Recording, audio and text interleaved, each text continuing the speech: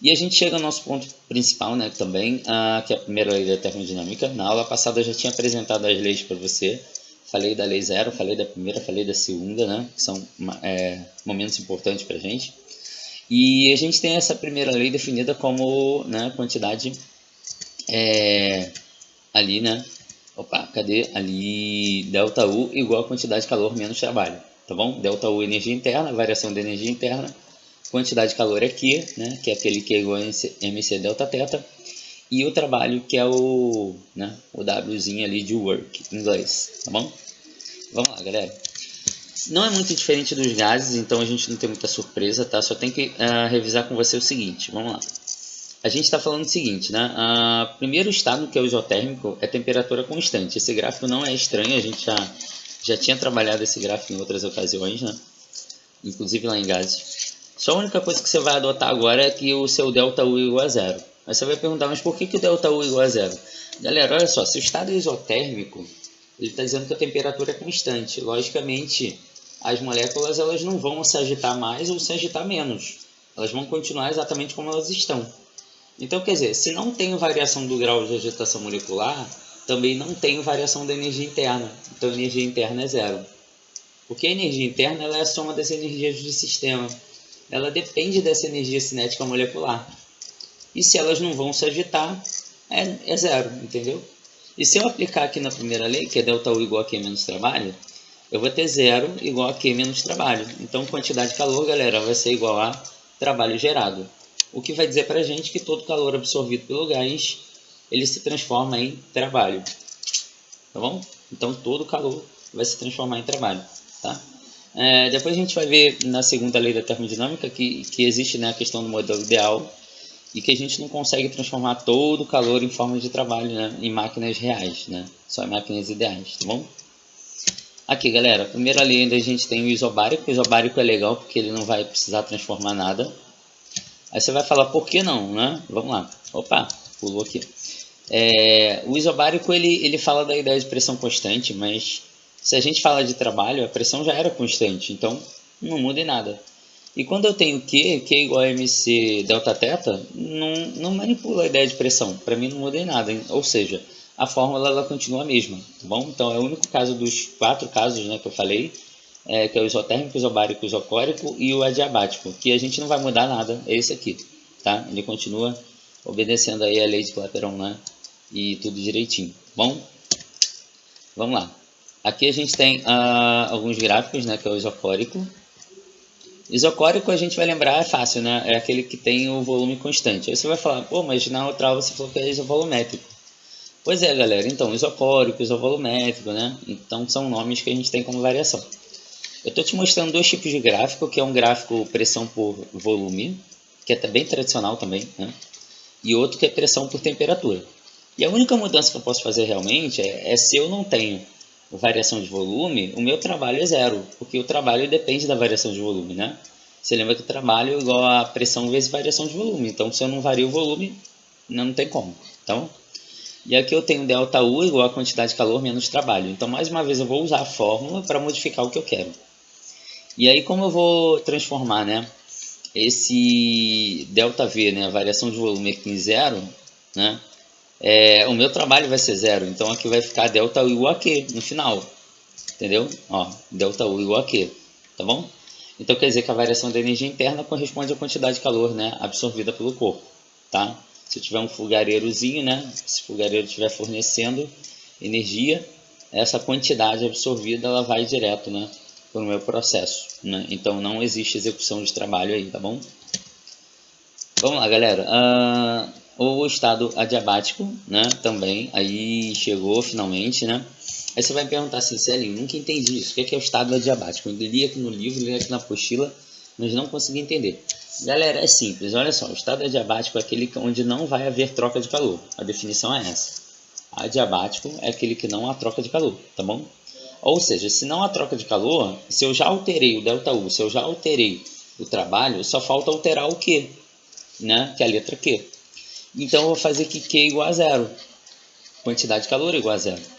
E se eu falo quantidade de calor é zero, esse cara vai ser zero, então vai ficar ΔU igual a menos trabalho. Foi o que eu coloquei aqui. Ou seja, a variação de energia interna ela corresponde a um trabalho negativo. Então, quando eu forneço a energia para o meu processo, eu acabo tendo um trabalho resistente. Eu acabo tendo um trabalho negativo. Quer dizer, o êmbolo faz trabalho sobre o gás, e não o contrário.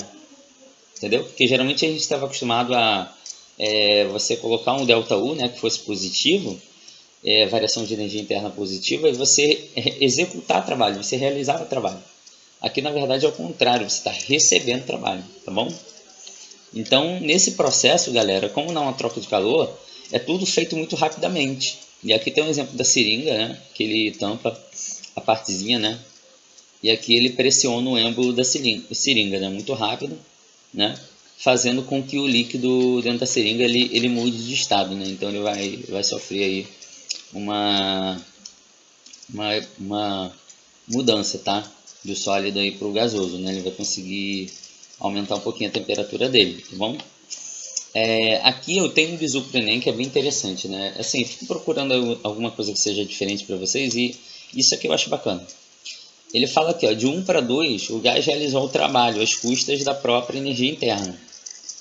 Aí você vai falar, mas espera aí, o cara tá passando spray no braço, um desodorante. Pode isso? Pode, galera. Isso é um clássico exemplo de processo adiabático, tá bom? Por quê? Porque o spray ali dentro, né? O ar que está ali dentro, né? O gás que está ali dentro, ele está comprimido. Então, como ele está comprimido, a temperatura dele está muito baixa.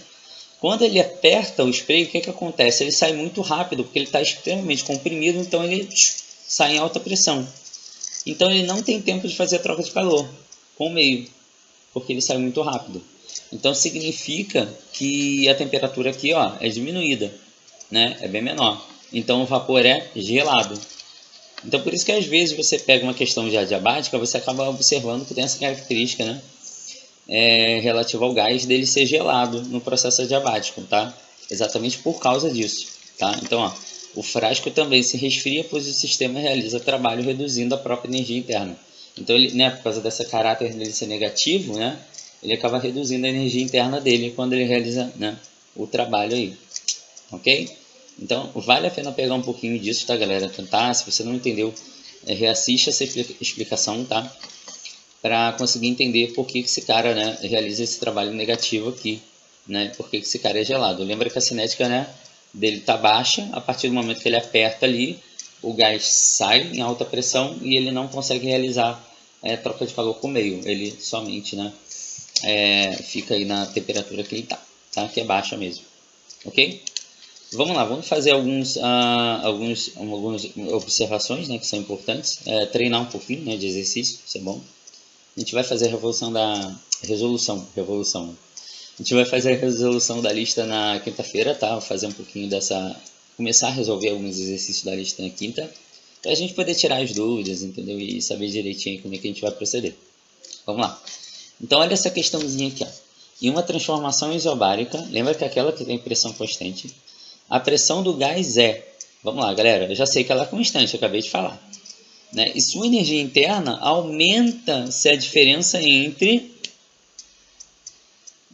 calor, galera, né, e trabalho for o quê? Positiva, tá?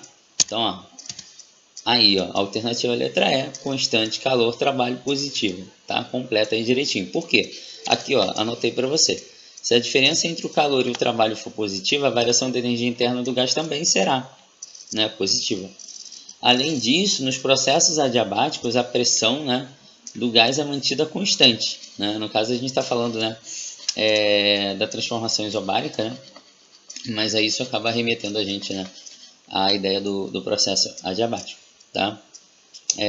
No caso da isobárica, né, poderia ser trocado aqui, no caso do processo isobárico, né? A pressão é mantida constante. Eu vou até trocar essa palavra aqui depois.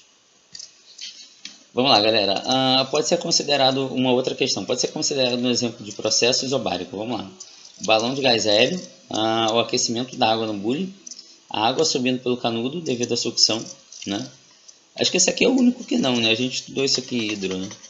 E confecção do vapor de água, tá? Então vamos lá, galera, ó. Alternativa B, né, que é verdadeira, aquecimento da água no bule. Por quê? Porque o aquecimento do líquido no bule acontece sob pressão externa constante, né? Portanto, pode ser considerado um processo isobárico, tá? Então, fica essa dica aí para você, tá, galera? Tranquilo, tá? E já ajuda, né? E todas as outras têm as justificativas aqui, né? Direitinho para você poder utilizar aí para estudar, tá bom? Então é isso, galera, né? A gente chega ao final de mais uma aula, né? Eu espero que você tenha gostado. Foi bem rapidinho, né? Passou bem rápido. E lembre-se aí do nosso mestre, né? Ele diz o seguinte, né?